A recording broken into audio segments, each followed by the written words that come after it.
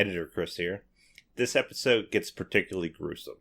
We go over topics such as cannibalism, animal abuse, and medical conditions in detail, and some of that might be hard to listen to. If you're squeamish or you don't want to hear about that, we suggest skipping this episode. I also want to apologize for my reading abilities by the end of the episode. Between the very long recording session and me trying to pronounce French names, it really took it out of me. But I hope you can enjoy the episode regardless. Thank you and happy listening.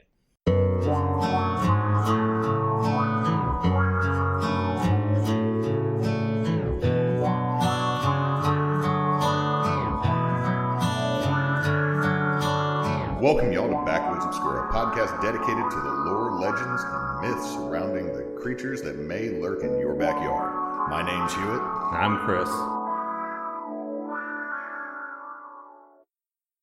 Hey, Chris. Hey. What's up, man? I'm doing okay. That's good. That's good. Once again, I'm talking about this month that we're recording in August is kind of a cram month for us. In terms of like date, you get hit back to back in 2 weeks. So it's my birthday, which was a few days ago. Mm-hmm. Ruby's birthday was yesterday. Yep. So it's the 10th, the 23rd, and then it was anniversaries in between. Yeah, our anniversaries in between. Our marriage anniversary, by the way. So we've been married 6 years. Yeah, it sneaks up on you. It sneaks up on you, doesn't it? Even crazier, we've been together over 12 years, probably more than 12 years. And our anniversary for our just getting together is actually January 1st. So the first of every year, we're like, okay, easy enough. Yep. Easy peasy. Easy to remember. But for the most part, good. I got her a... Yeah, you bought her a tool set. This is what I love about your wife, is that you could give her a tool set and she's down with it. If I gave my wife a tool set, she'd look at me like, why did you buy yourself something? You know what she said when she opened that? What? She's like, fucking finally. Because we've had secondhand tool sets and just been buying stuff here and there.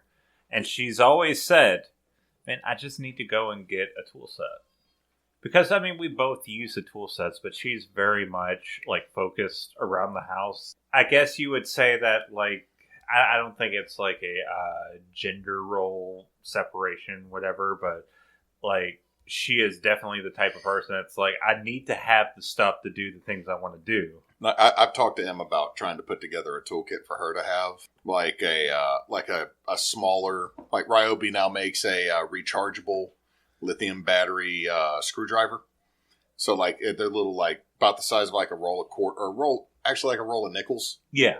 And you can just slide it in the end, pop it, lock it, and then you got a little, not a super strong screwdriver, but if you need to unscrew a toy or unscrew something, I've asked her and she just has got no interest for me to try to put together a toolkit for her.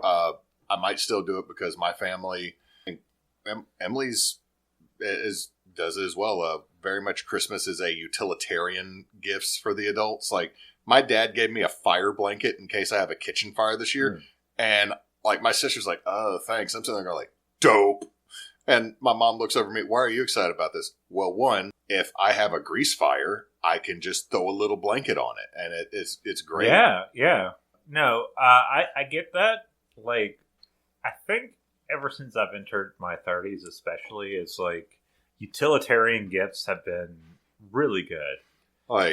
One of the things I kind of want to go get, because we're starting to get ready for Extra Life with Team Bonus Action, and we're going to actually make backdrops this year, carve. If we have time, carve foam and build. Build set pieces. Yeah, there is a Ryobi tool that is a Dremel +1, which I appreciate because it would be I love Dremels, but I always feel like I'm holding a pencil, and it does not perform like you're holding a pencil when you use it, or at least I can't use it the same way. This is you're going to have to hold me type tool. So it's mostly used for cutting drywall, but it would be really useful for a few things. But talking about that, I found a great deal that you and I will probably both be using in the future. What's that? Over between me and the airport, there is a manufacturing facility that makes crown molding, hardwood flooring, and makes like handrails and hardwood stair covers. And they have offcuts that they can't do anything with, so they just sit to the side. They do like every they do like every woodworker. I'll find a use for this piece, bruh. That is like a 4x2 by quarter inch. Now piece it's time for us to make the shittiest guitar. But no, I showed up and you saw how much wood I have. I saw one of my workbenches amazing. is completely covered in cherry, oak, walnut, and maple, and then I have several like 12-foot pieces of paduk, or not paduk, but of sapele, which is poor man's mahogany, is what they called it. That I need to cut down so I can store it better, because you saw how much of my... Oh my lord, it is like everywhere in there. Yeah, I know. Like, I have to do something with it so that I can store it better, but I spent $30, ended up with a truck bed full of wood. That's awesome. Like, literally my little old 2003 Mazda Dual Sports 6-foot bed full of wood. And right now there is a 16-foot piece of paduk that he would have sold me that night, but I could not carry it in my truck without cutting it, and he did not want to get. Yeah, he did not want to fire up the big saw. Yeah, firing up the big saw is like barbecuing. You don't want to do it unless you really are trying to get through some stuff. So I will definitely be going back, because I showed up with 100, thinking I have well over $500-600 worth of wood that I got for $30, and I will definitely be going. Awesome. I will definitely be going back. I would go buy more like Monday, but the reason I can't is I don't have a place to store it.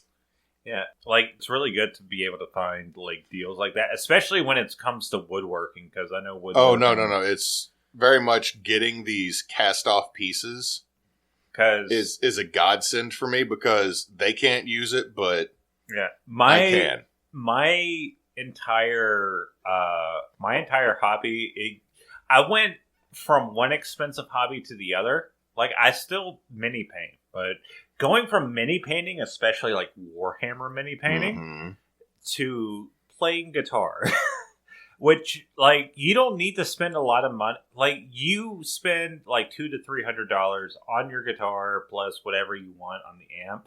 I use my computer. I use digital amps. But when you really want to get something new or something different, it's like you're sitting there. Every time you want something new or different, it's like you're spending at least $300 to $400. Good luck, boy. And which is why I was looking at I talked to you about this, where I was like, man, the DIY guitars that you could only spend like $150 on. I want you to understand something. There is a saying with woodworking: you will do one of three things. You will either build a boat. You either build a boat, a musical instrument, or a drinking vessel. That sounds like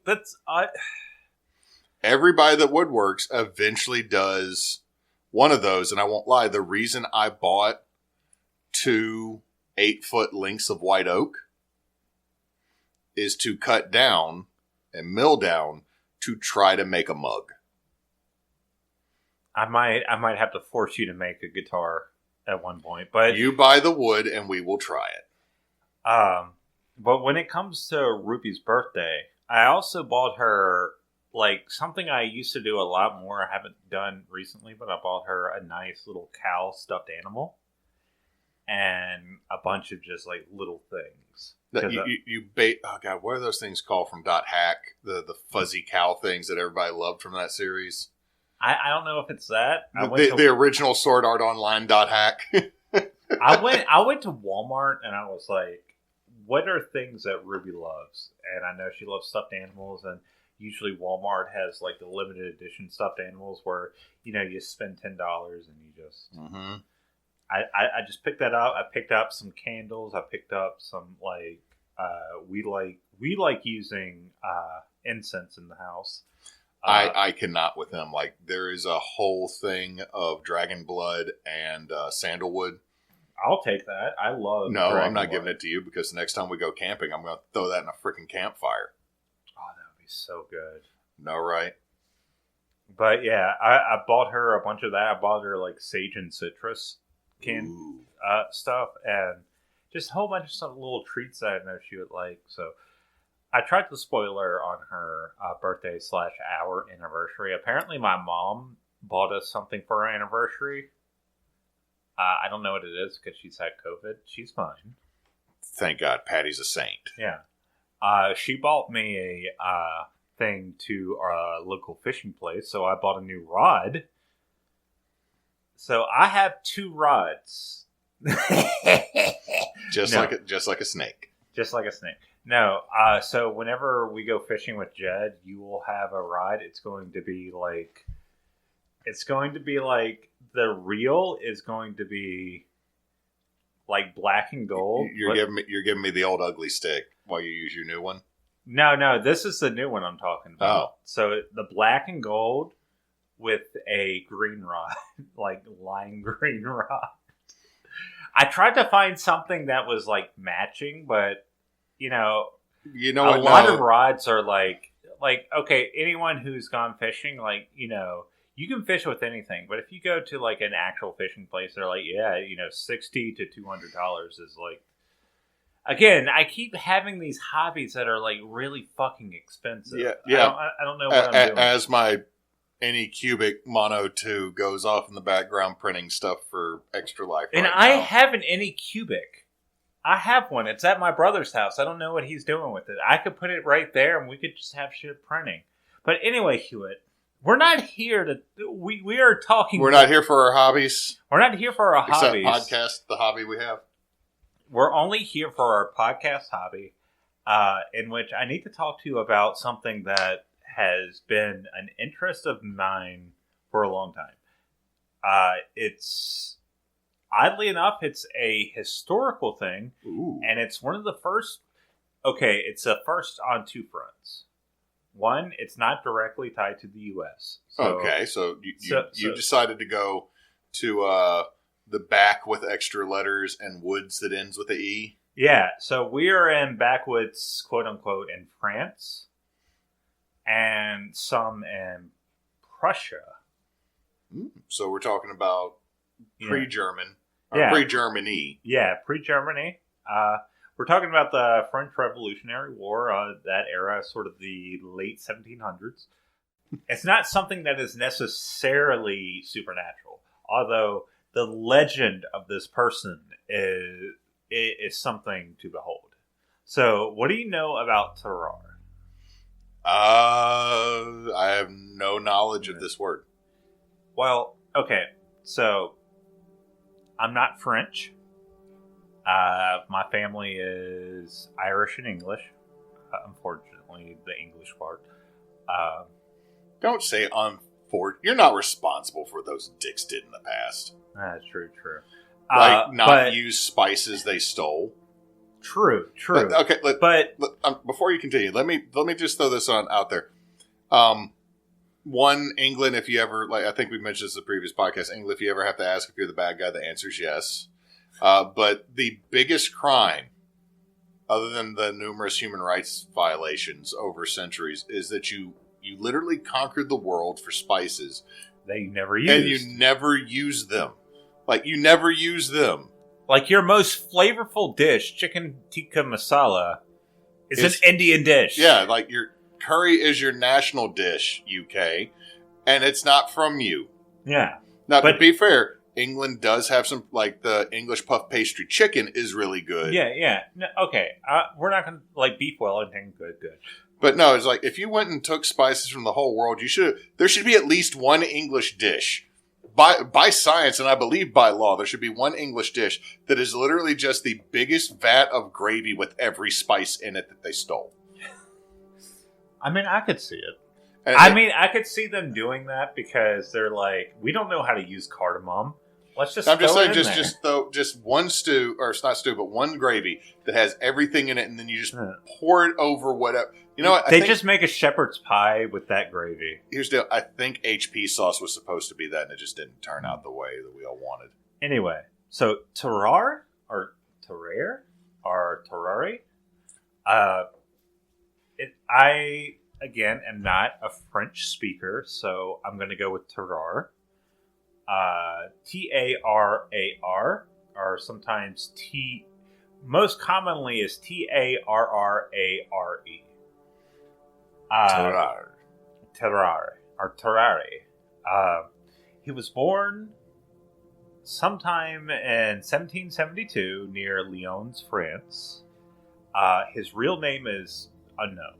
Tarar might have been a title more than a name. No, it might have been like a stage name.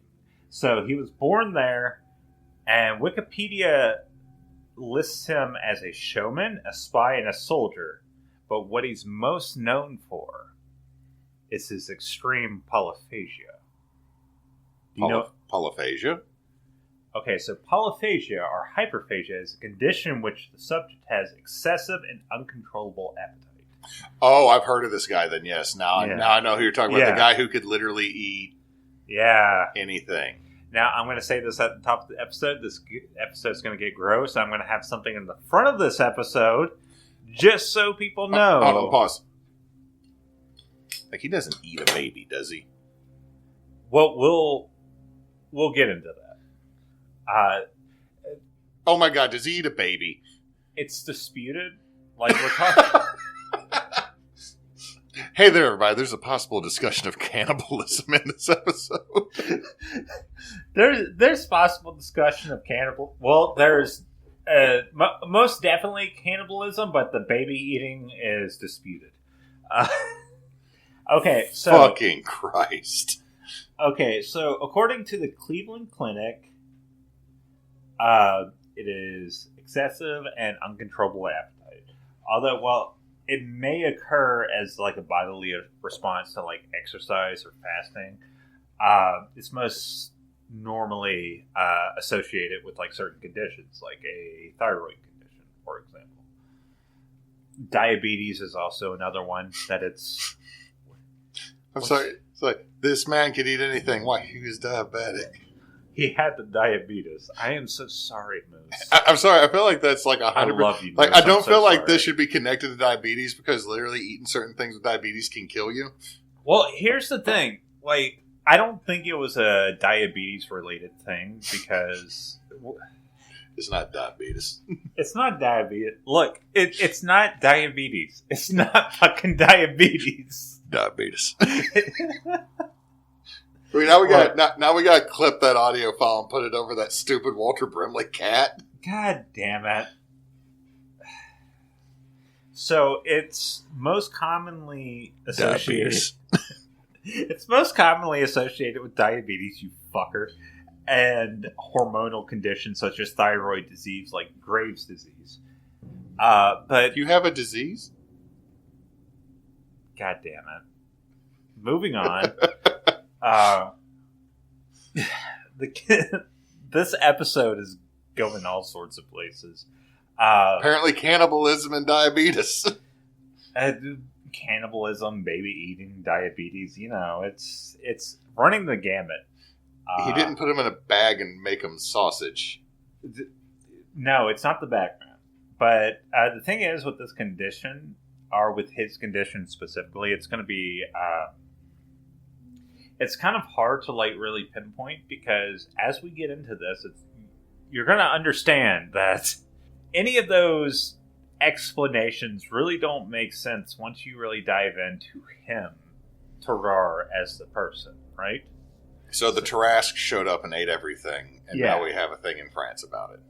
But yeah, not much is known about his early life, except that he was always known for his voracious appetite.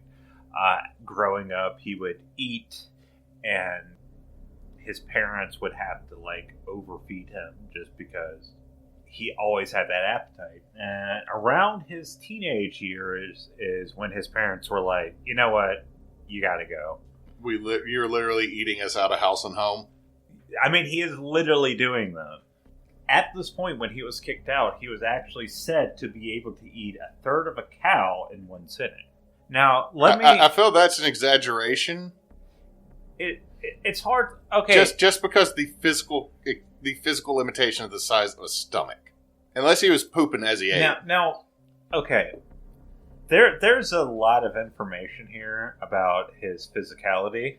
Is he a big boy? No, he is opposite of big boy. He's tiny. He was described as diminutive. So he's not. Was he like a 5 foot tall little hungry boy? They didn't say height, but his weight was about 100 pounds. Wow. Yeah, but so let's go ahead and talk about like his appearance. For the most part, he is diminutive, about 100 pounds. Always was like considered skinny, but he was always said to have a large mouth. In fact, he was said to have like jowls, like even at a young age, like premature kind of like these sagging jowls. He was actually able to apparently fit dozens of eggs in his mouth at once. So you're like saying this boy is like a frog? Almost like, I mean, I've seen the description of Tarar like a frog. Despite his skinny appearance, when he hadn't eaten, like you would see like this loose flab of skin around his abdomen that was said to be able to wrap around his body. And when he would eat, he would inflate like a balloon. So, yeah, him eating a third of a cow? Maybe possible if he has balloon like if he's Luffy from One Piece. Yeah. So he had like this weird sort of, not weird, but sort of unorthodox, unusual body structure. Where he had this loose skin around his body that would inflate as he ate. Because he's cramming his gut full. Yeah. And after being homeless and begging, he was able to find work as a showman for a snake oil salesman. Or he would do busker work. Apparently he would be eating things like live animals. Ew. Eating corks. Content warning for anyone. This might start falling into a fetish. He would eat like stones. He would eat corks. He would eat a whole basket of apples. He would eat dozens of eggs. He would eat apparently live animals at this show, but like the live animal stuff gets more gratuitous later on. Oh my god. He would apparently eat tools like hammers and such, but he would do that. He was traveling with like a troop of. How did he pass a hammer? Good thing we're talking about this, because apparently he had. Okay, let me find the quote. Okay, so we're going with his appearance. How do you shit a claw hammer? So he apparently had chronic and very excessive diarrhea, which was said to be fetid beyond conception, according to Wikipedia. Fetid? Okay, I gotta Google this. You gotta Google the word fetid? In this context, yes. Oh my god, like fetid. Okay, explain to the audience what fetid means. Past tense. Honored, entertain, lavish. That is fete. Spell fetid for me to make sure I'm spelling the word right. F-E-T-I-D. Smelling extremely unpleasant. I mean, that makes sense. Excessively stinky diarrhea. Yeah. But no, like, how do you pass... A claw hammer has a claw. I don't know. Okay, so here's the thing. Like, I can understand passing a screwdriver. It's torpedo shaped. This is the late 1700s. So here's the thing that I want you to remember going into this. This dude had a tummy full of hammers. He might have had a tummy full of hammers, or it might have been embellished. It could have. Yeah, so I want you to understand that. Now, he is well recorded in history. Yeah. But I want you to consider, like, all the stories. I want you to take it with a grain of salt, I guess. I am, but I'm still like, I'm just trying to think of how you biologically pass a tool. Like, there's like watching people bite and break up plates. I've seen that on Ripley's Believe It or Not before. And there's actually a way that you can safely chew up non-edible objects such as porcelain so that your body passes them, but it's more or less you're biting them down into sand, which also destroys the shit out of your teeth. Yeah. I mean, this ain't good. You know what? The only dentist that could help this dude is Saint Germain. I mean, Saint Germain was alive during this. I It think. was, and yeah, but I don't think he actually would have seen them because every time I hear about this person, very rarely did Tarar use his teeth. I mean, a lot of the times he just swallowed things whole. So yeah, he spent much of his life, or much of his younger life, going with this small group of what was like snake oil salesmen, thieves, prostitutes, doing this act, essentially impress people and get people towards them so they could, practice their craft. That is, to steal from them or get them to buy, essential oils or, do what they need to do. But the thing is, going back to his appearance, again, he had like kind of a frog-like jowl face. He had that. He also apparently stank to high heaven. Well, if he had excessive diarrhea in the 1700s. Yeah. Also, something people don't stop and think about. Depending on what you actually eat, it does affect your body smell.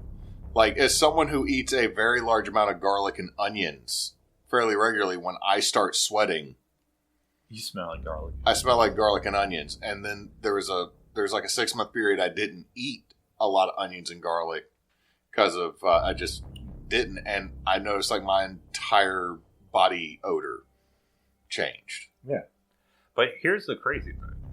So when he would get finished eating, and when I say he got finished eating, his belly had to be like pregnant, like Octomom levels, as described by all my great sources, which I'll get into the back end of this episode. His eyes and face would become bloodshot. So his face would become flush and his eyes would become bloodshot. Well, yeah, if you swallow a hammer.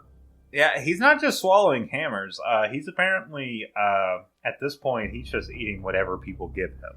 I mean, if he swallowed a live, like say someone gave him a rat and he swallowed it, that's still alive for a minute. That's still alive for a minute, although, like, later account says he does kill what he's offered. So that's good to know.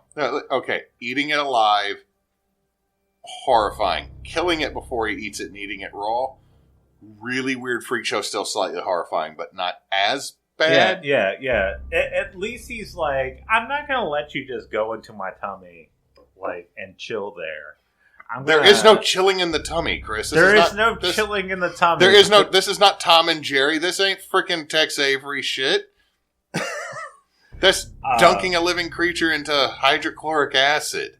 But yeah, aside from like the bloodshot eyes and flushed face, this is literally putting the shoe into the dissolvent on Roger Rabbit type shit. Okay.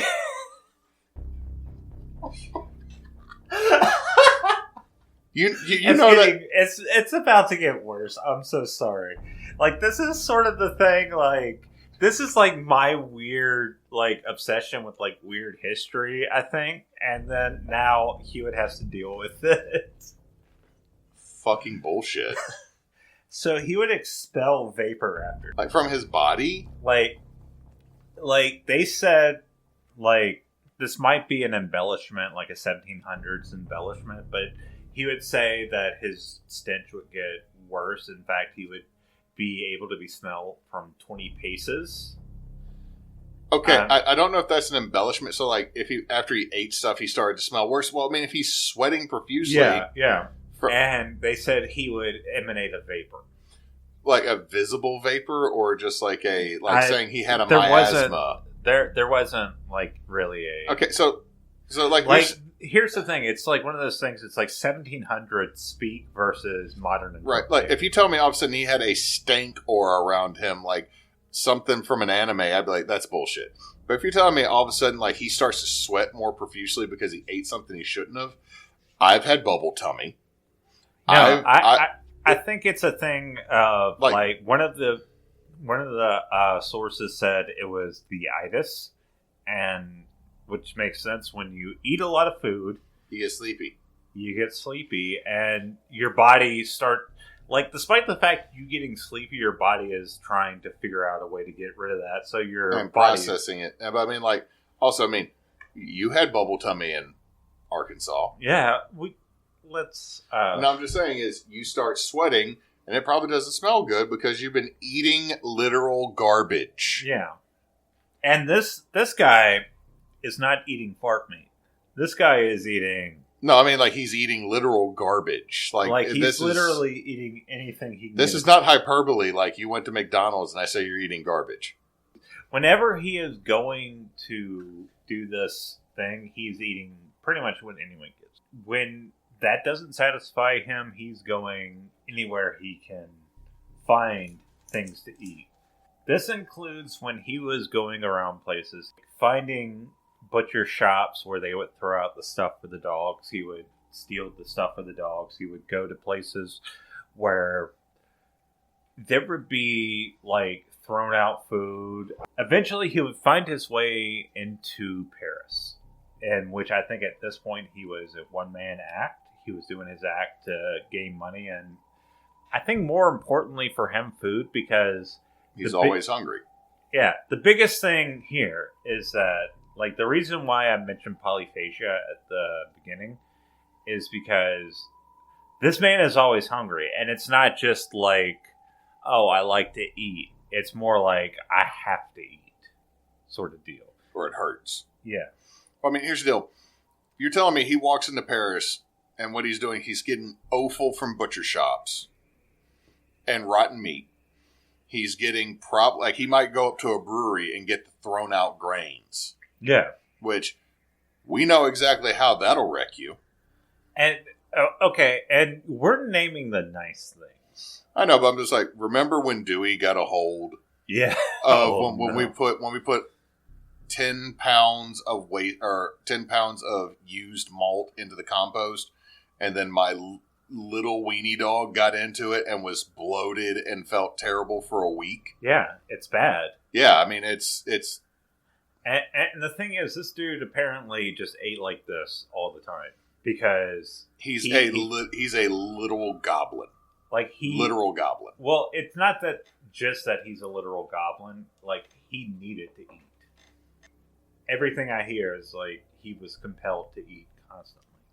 So when he was in Paris, he was performing a show, and this is one of the first time he had a medical emergency. And I believe it's the only real account of him having a medical emergency while doing his act. He ended up having a blockage in his intestines where he was administered multiple laxatives to push everything out.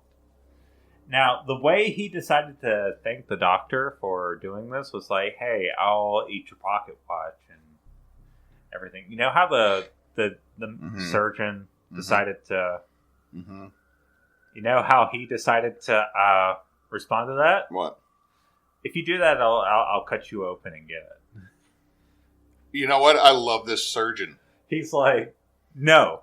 If you do this, I will kill you. Legitimately, HIPAA is not a thing right now. I will gut you to get my watch back. We are still in the humor's theory of medicine.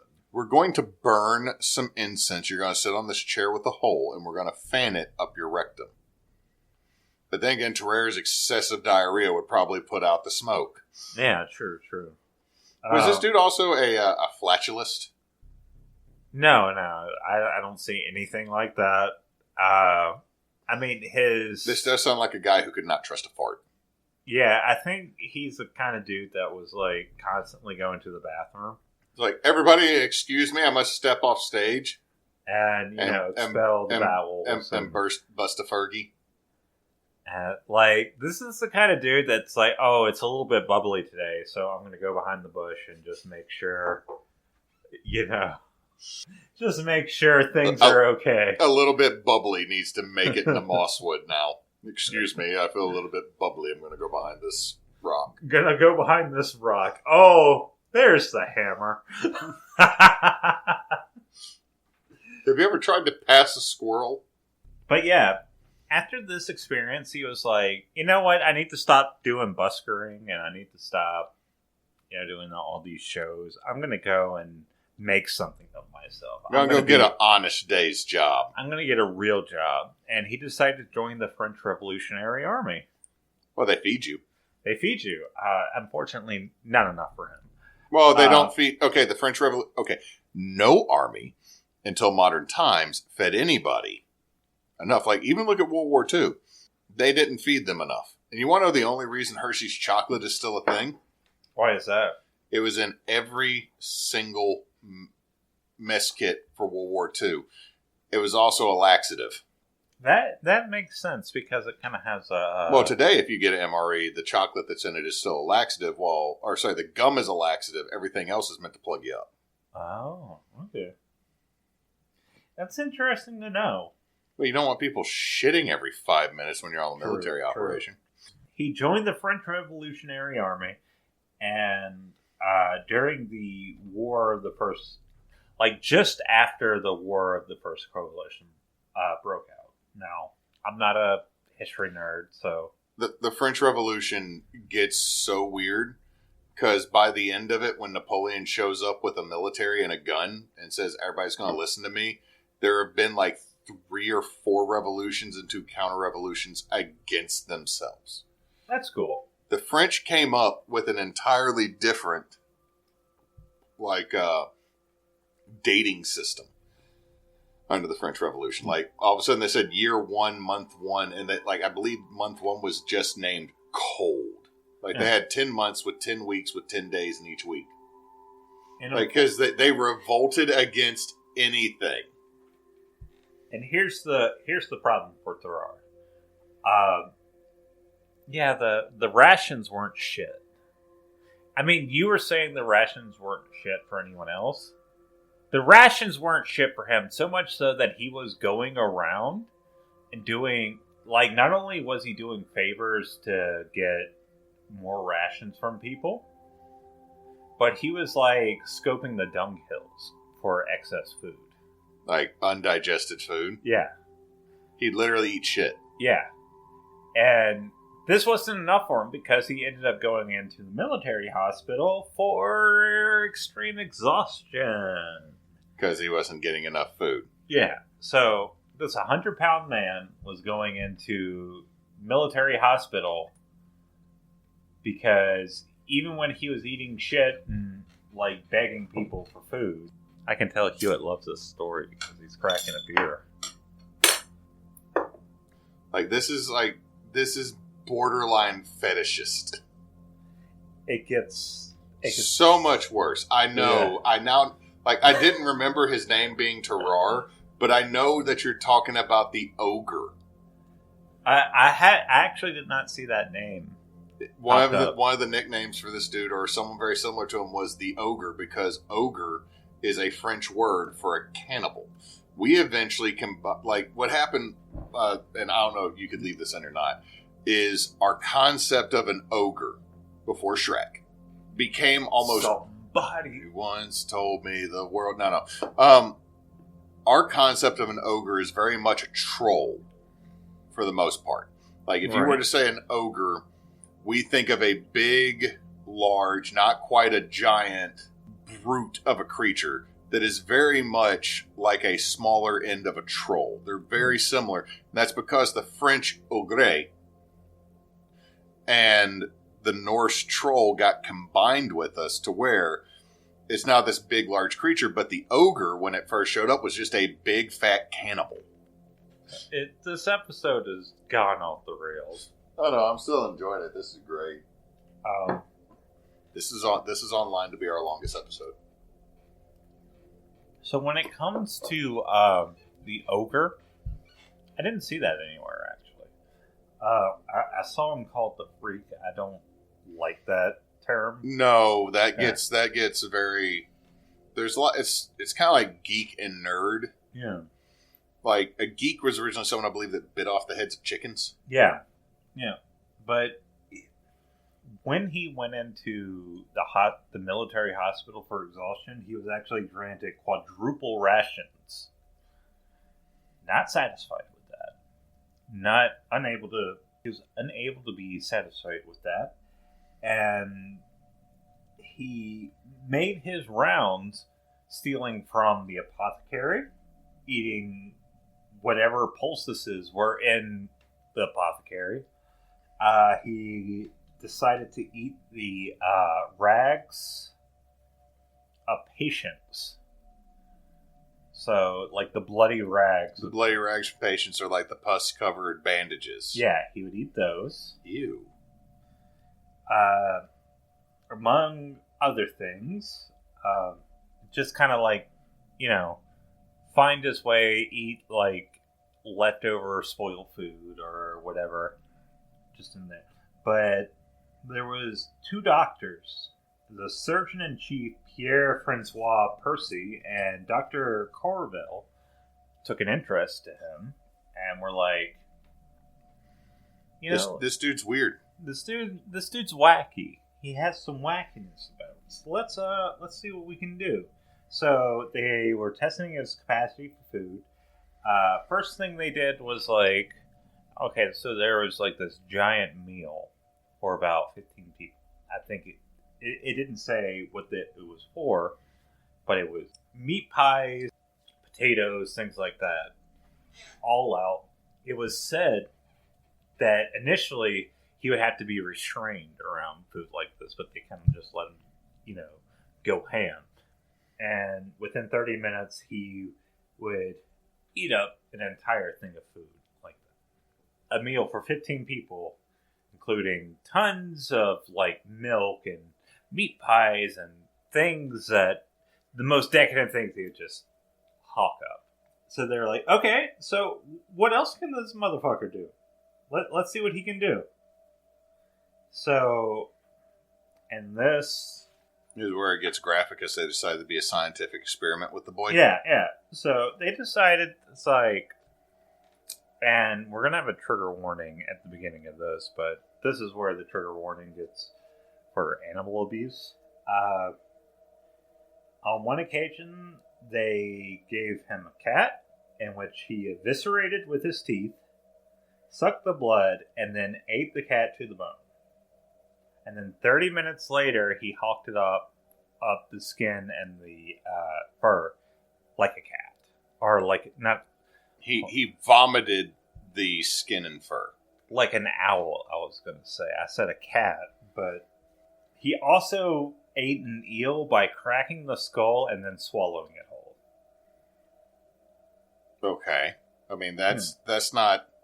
That doesn't surprise me as much, because like the eel is kind of the right shape for that. Yeah. And it's not as grotesque as the cat. I don't think they're like doing like a moray eel. I think like they went and got like the one that the British would jelly. Yeah, I think it's more like a jellied eel sort of situation. It's just like the cat is like... That one's... pretty, like... That's violent. Like, it was said that before this, that he would eat live animals, but this is the one where he's like, I eviscerated it. He literally murdered it. Yeah, and just, like, ripped it apart and just, engulfed, in a very graphic manner. Yeah. So, they're like, wow, this is an interesting thing. And, of course, after every... By interesting, you mean fucked up? Very fucked up, yeah. So after every time, of course, when he had his fill, his belly would distend, and he would get the itis and pass out and stink to high heaven. And the doctors noted that, and they're like, that's interesting. But they weren't really interested in that. They're not interested in him getting the itis. They're not interested in, like, actually possibly helping this man. They're like, man, this guy can eat anything. Hey, Mikey.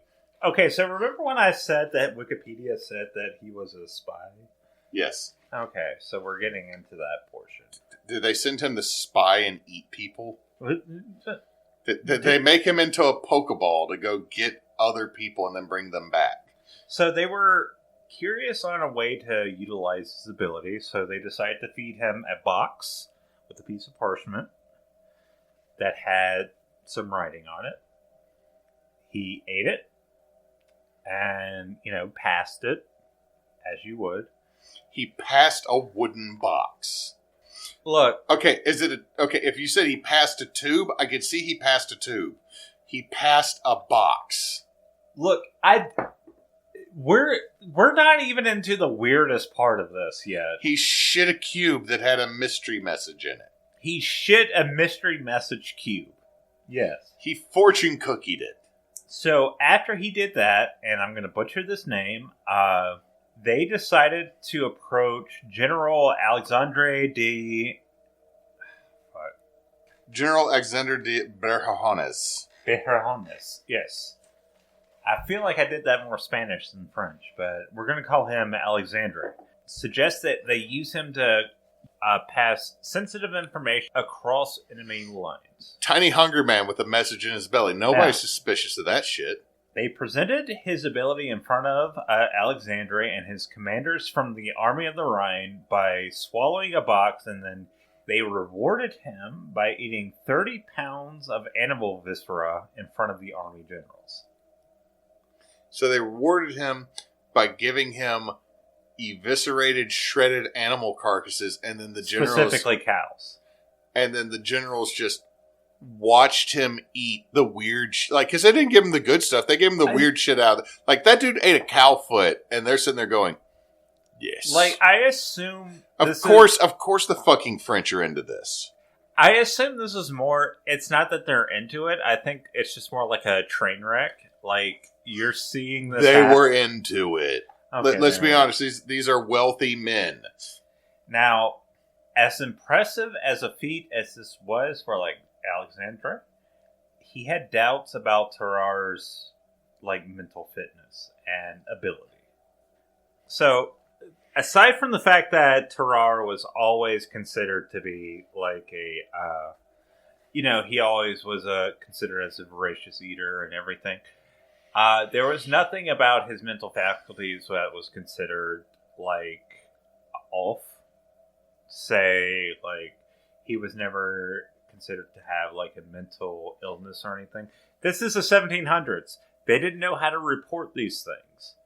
But he was considered to be normal, although otherwise somewhat apathetic. But Alexandra was like, okay, I have doubts this person can do something. And look, personally, like, someone that is, like, 100 pounds, tiny person probably, has, like, very strange features. Not saying that strange is bad, but, he sticks out like a sore thumb and also has, like, a voracious appetite and chronic diarrhea. I'd be more worried about the chronic diarrhea. Yeah. He has a lot of problems about him, so Alexandra was like, yeah, we're gonna do this, but secretly he was like, in the box, he just wanted to do a confirmation to the person. So there was a POW in Prussia that he wanted to send a message to, but he wasn't going to send any sensitive information to with Tarar through that. He was going to say, okay, if you get this message, just send us something back. That's what Alexandra wanted to do. But he told Tarar, it's like, you're sending some top level shit. Hella secret shit, bro. Yeah. He made sure that Tarar felt the pressure of this. He was like, dude, not just the pressure of excessive diarrhea. Not just the pressure of that. So he said to Tarar, you need to go over there and make sure he gets this. And it's super sensitive information. If you don't do it, we will kill you. France is going to... So they dress Tarar up as a Prussian civilian and then send him into Prussian lines. One problem with that... Tarar didn't speak German? Yeah. That was the big thing. Aside from the fact that, he ate everything in sight and had chronic diarrhea, and smelled to high heaven, and, Stinky Pac-Man doesn't speak German. Yeah, so he was captured. He was captured almost immediately. Bonjour. Je suis Allemand. He was captured almost immediately. Oui. Beer. And Oui, Wiener Schnitzel. They tortured him for hours before he decided to spill the beans, so to speak. Did he shit? Is that what spilling the beans was Well, shitting? Did he shit the box out? He eventually shit. So, like, they tortured him until he told the plan of what they were trying to do, and then they chained him over a latrine Till he shit a box out. And then the Prussian generals found out that, yeah, it wasn't. They didn't have any sensitive information, so it was just Hey, I'm doing a new thing called Tarar Mel. I just wanted to know if it works, bro. So they were so mad, or the generals were so mad, they decided to do a mock execution on Tarar. A mock execution. They did a mock execution. Okay, so some sources say it was a mock execution. Some sources say that the general was going to execute him, but then let him go. He's like, come on, bro. Like, someone else came to... Bro. Either way, let the tiny frog man that eats like literally everything go. So let Kirby go. Let Kirby be free. So he gets to the gallows. He's almost about to be hung, and then they beat the shit out of him. Oh my God, Chris! And then they let him go. My dude, this is the most uncomfortable I've been in any of these that we've done. And we've legit talked about terrible shit in the past. I mean, this is the most uncomfortable I've been. Like, I also am uncomfortable with the fact that your paper is in 3 different fonts. Yeah, I did that on purpose. Oh, why? Because I wanted you to feel uncomfortable.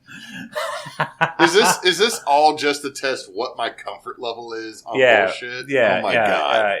Okay, so we had to have that one episode where we just really get gross. So he goes back to the military hospital, traumatized by the event, and he tells... I went to Germany. They beat me up. They took my poo. They tried to hang me, but then they beat me up again. And they said, go home, frog. They're like, go home, frog, you idiot, you dumb. And then they kicked him in the ass. And they farted on him as he left. They couldn't, I mean, farting on him just wouldn't work. They say it helps you smell better. It's eau de cologne from Cologne. Yeah, so he went back to the military hospital where Percy was, and he begged Percy to find a cure for him. Who's Percy again? The Surgeon-in-Chief Percy was the one, Francois Percy was one of the ones. Okay, I feel like I missed that name earlier. I'm sorry. Yeah, no, it's fine. I at this point, I thought you were about to say it was. I thought you were going to say it was Percival von Frankenstein de Rollo III. No. I think we just gotten so wacky and wild that I don't even know if I remember mentioning his name. He's the Surgeon-in-Chief with Corval, who helped her, who experimented on, and is probably going to probably still experiment on our poor frog hungry boy. So he went back to Dr. Percy and was like, "Yo, bro, I just want to get rid of this hunger and just go about being a normal person." So I think from the sources I saw, Percy saw some humanity and, you know, some sympathy towards... He saw humanity. Didn't mean he had humanity. He saw humanity. Like, he was like, man, I should do something to help this dude. And then he shot him. He has chronic diarrhea. He's eating shit. I literally watched him eat a doorknob just now. Yeah, I need to do something about him. So he gave him laudanum. You mean the mixture of alcohol and cocaine? Yeah. So he had laudanum. He had wine vinegar. He had tobacco pills, and he had other treatments. Which I'm going to fill you full of cocaine and liquor and vinegar.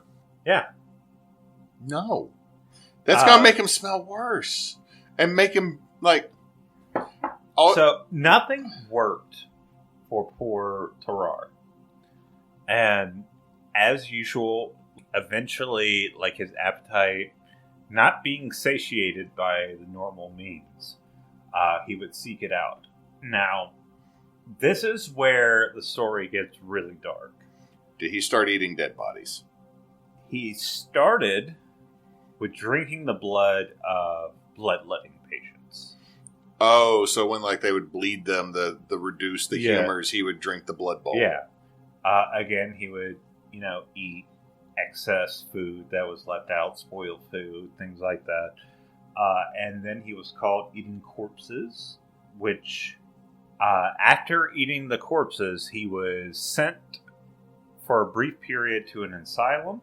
Well, okay, let's be honest. If you saw a dude eating dead bodies going full ghoul, would you not send him to a mental institution? True. He was only sent there for a little over a year. To be fair, asylums in the 1800s was a death sentence. Yeah. So he was sent there for a little over a year before going back to the same hospital where Percy was at. And then a child goes missing. Oh, fuck. Are we talking a baby or like... 14 months. All right, I want to kill Tarar. Yeah. Now, okay. So I want to put this out here.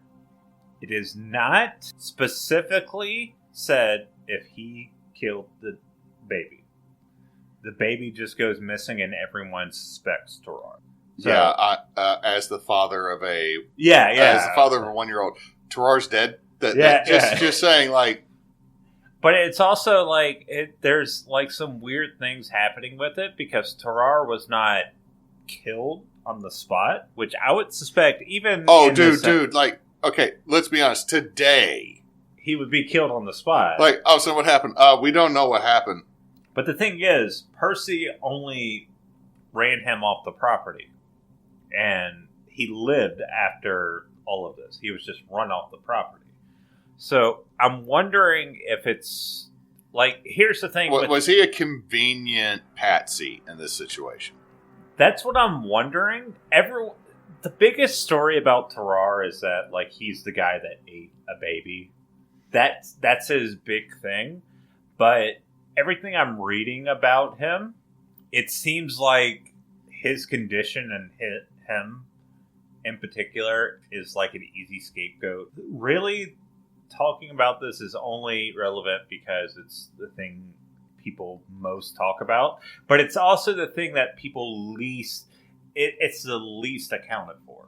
Like when it comes to him, going through dung piles and eating shit and like doing all the weird shit he did, there's a lot of accounts for that, but the only accounts that have of him being like apparently eating a kid, it's hearsay.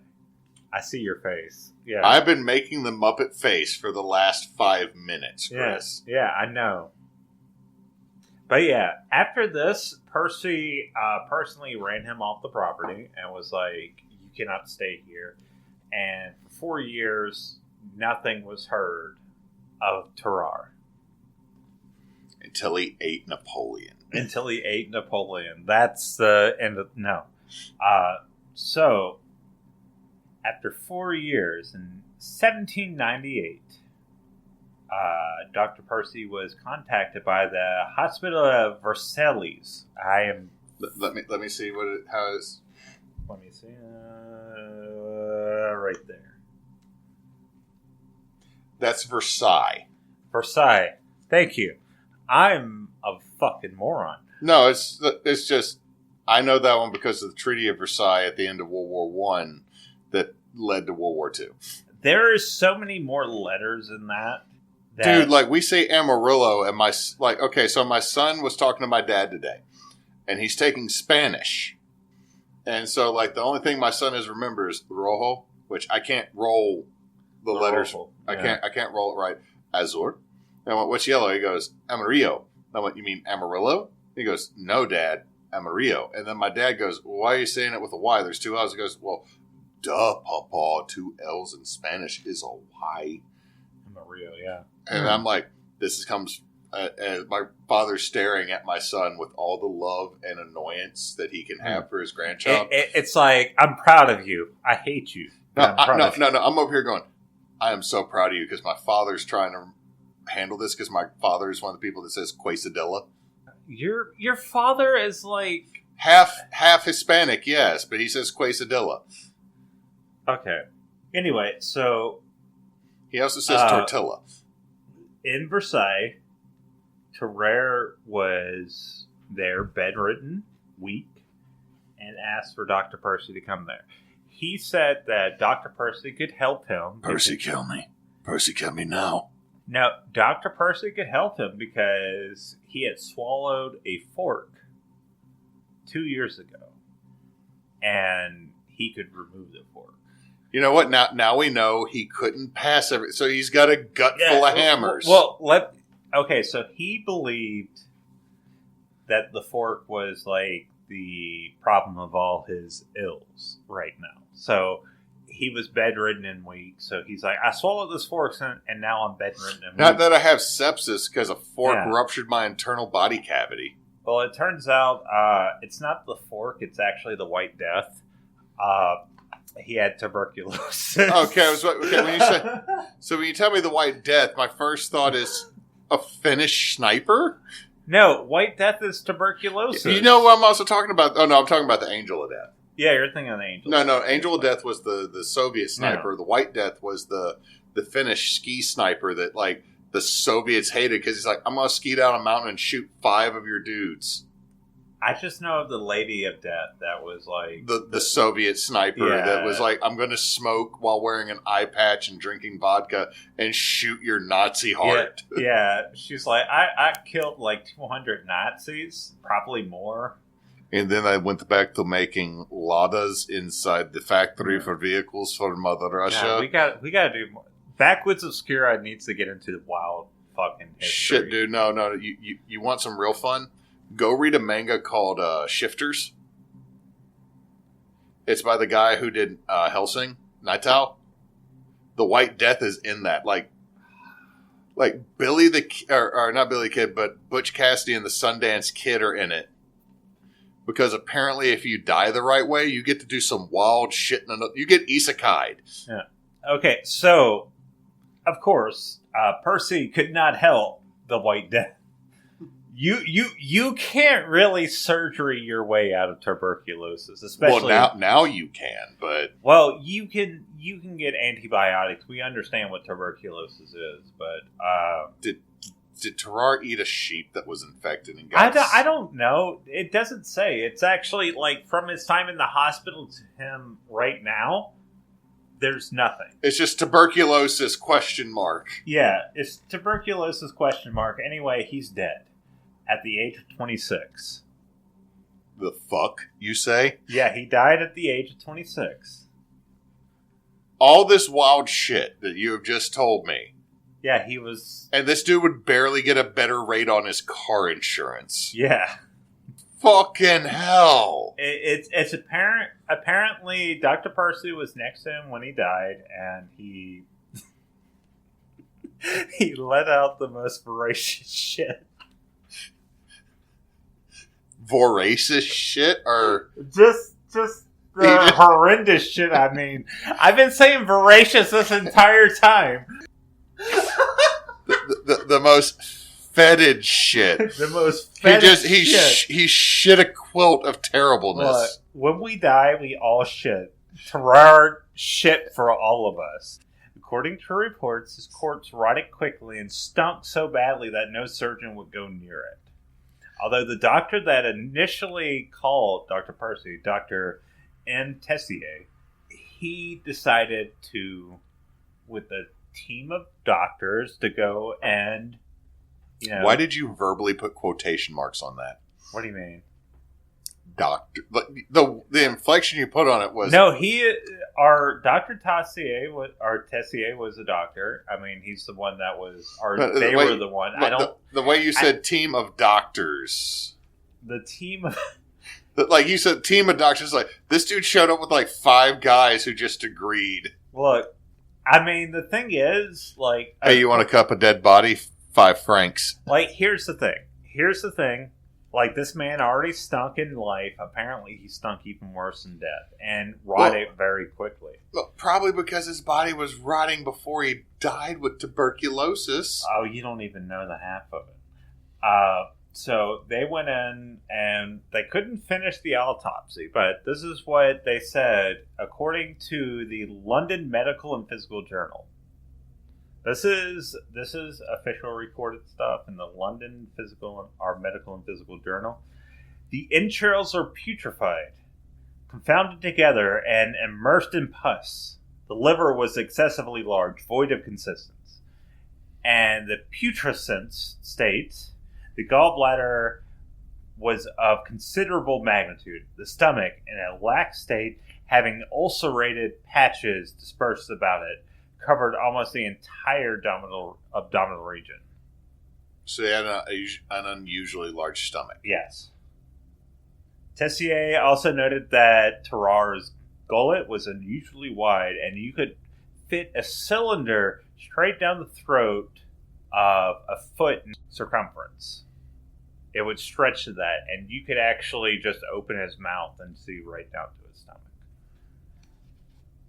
Now, Hewitt, let's get into the fun part. Is it the contents of what was within him? There was actually no contents. There was no fork ever found. Just to let you know, there was no fork ever found. He probably thought he had a fork in his gut because he had so many fucking ulcers. And he had tuberculosis. So here's the question. How much of Tarar is a legend? I'm going to say well over half of what they've said about him is a legend. Yeah. Because here's the deal. We know, okay, like our buddy Noah. Yeah. How much of Noah is true and how much is it just shit we made up? And he said, yeah. Good bit. Like, I couldn't tell you, like, the half and half. I mean, like, that type of stuff exists. Like, how many historical figures are larger than, like, George Washington is a perfect example. Most of what everybody knows about George Washington is actually a lie. Yeah, exactly. Like, the thing is, when I read about Tarar, like, I don't know how much of this. I'm going to get into the sources I have later on, but a lot of the sources are 5th font change on his document. Shut the fuck up. So I have a good bit of sources, but even then, you're talking about sources from like the 1700s. So it's very hard to sit here and say, yeah, this is definitively, this man ate like 20 cats in one sitting. It's hard to say that. So, well, I mean, it's, how does the telephone work? Like, this dude might have like swallowed a dozen eggs. Like, he might have eaten a dozen hard-boiled eggs, which, while not the most ridiculous thing like a competitive eater could eat, like, because the amorphous blob shaped into a human, Joey Chestnut, ate 64 hot dogs or some shit like that last year. But I mean, it's like if you watch that dude eat 12 boiled eggs, you're like, that's a lot. But then, of course, 12 is still somewhat believable that this dude ate a dozen eggs. Like, if all of a sudden you went, oh shit, he ate a dozen eggs. No, I heard he ate 2 dozen. Yeah. And then someone goes, he had 3 dozen eggs. The next thing you know, it's Cool Hand Luke. A man can't eat 50 eggs, and then Tarar ate 50 eggs. Yeah, and here's the thing.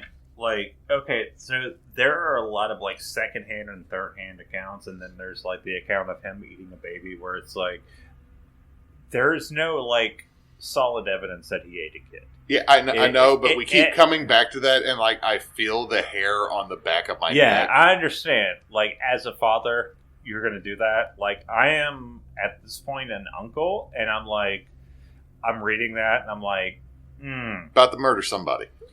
But... like, I have to, like, think of this logically.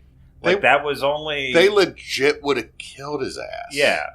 But versus, like, his autopsy, which was actually done... I'm going to put this source here now, which is the London Medical and Physical Journal, Volume 42, which was a journal that I actually found from one of the articles I was reading and actually looked at it. It's a scanned copy of the original journal from the 1700s. So it's his actual autopsy.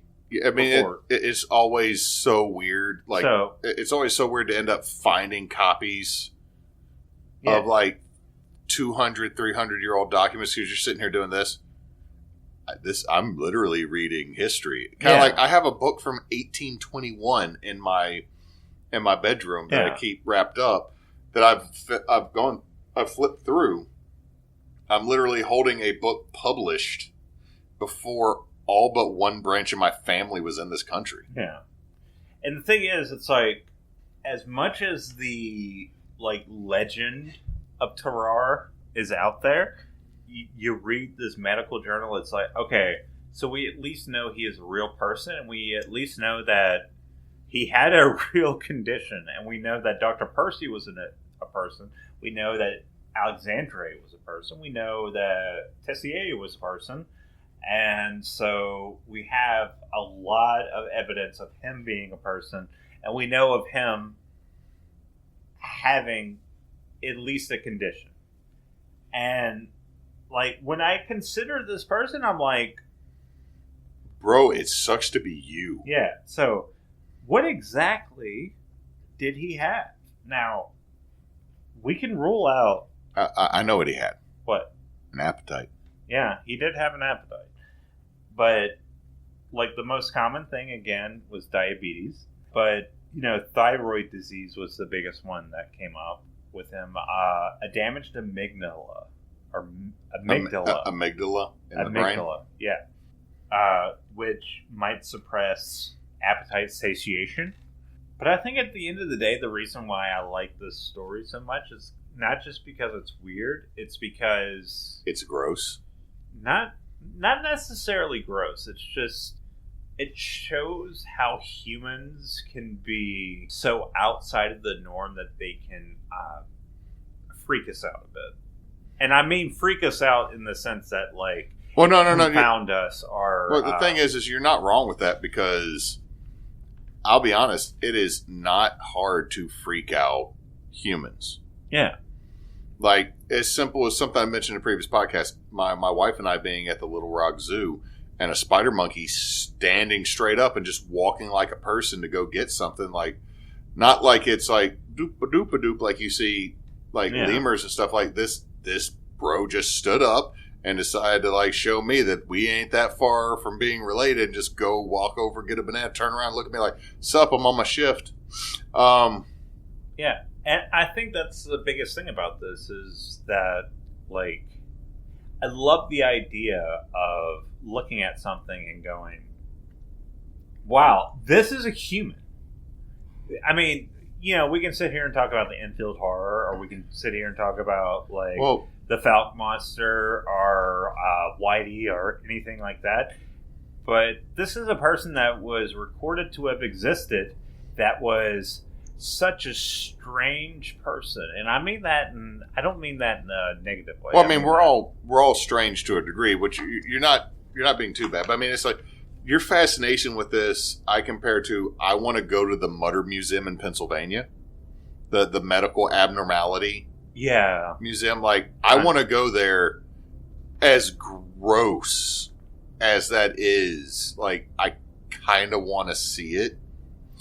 Or it's kind of like there's an old YouTube video that someone had the top layer of skin removed from their hand, and you could watch the tendons. Yeah, I've seen that. And it's like, my wife's like, oh god, and like she wants to vomit, and I'm looking at it going, that's actually kind of cool, but also it's gross. But also, if you look at it from a mechanical aspect, you're like, okay, you're like watching all the muscles and tendons and bones. I think the right word for this is grotesque. I mean, Tarar is definitely grotesque because in it's literal sense. I mean, like, just because most people, when they hear the word grotesque, they're like, oh, just vile and vulgar and gross. Like, no, grotesque means something that looks so close and is so right but then all of a sudden it's not. Like, grotesque is really almost uncanny valley. I've seen some people compare Tarar to, like, a biblical sense of the idea of gluttony. Yes. Where it's like, the absolute sense of gluttony is just...